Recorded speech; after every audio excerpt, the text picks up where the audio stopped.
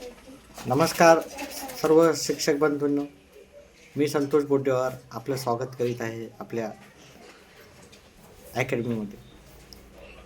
तर सर्वांनाच माहिती आहे की शिक्षक भरती ही प्रक्रिया जी थोड्या आधी थांबली होती, ती उच्च न्यायालयानं काय केलं, त्याला परवानगी दिलेली आहे की तुम्ही भरती करू शकता.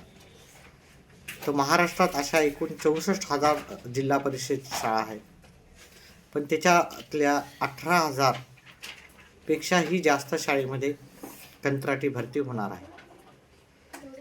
आता ही कंत्राटी भरती जी होणार आहे ती 20 पेक्षा कमी पटसंख्या असलेल्या शाळेवर होणार आहे. म्हणजे 20 आणि 10 पेक्षा कमी जिथं पटसंख्या आहे 10 किंवा 10 पेक्षा कमी, तिथं एक नियमित शिक्षक न ठेवता त्यांनी कंत्राटी भरतीवर शिक्षक ठेवणार आहेत. आणि जिथं 20 म्हणजे 10 पेक्षा जास्त 20 पेक्षा कमी अशी जिथे शाळा आहे तिथे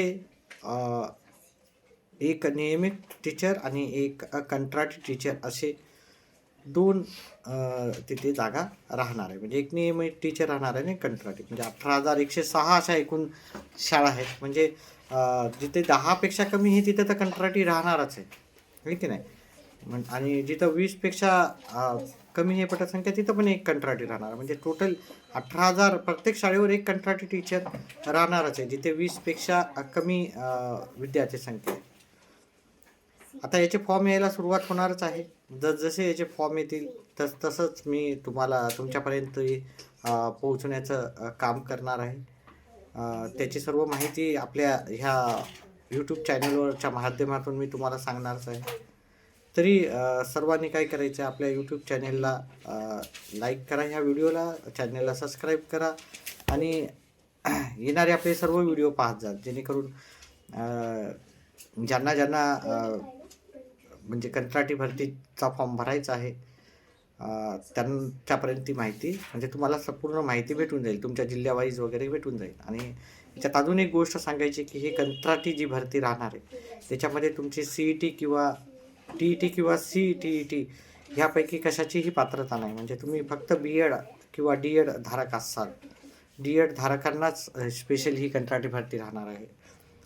तर फक्त DEd जर तुमचा जो कंप्लीट असेल तर तुम्ही कंत्राटी भरतीला नक्कीच तुम्हाला प्राधान्य दिल्या जाणार आहे.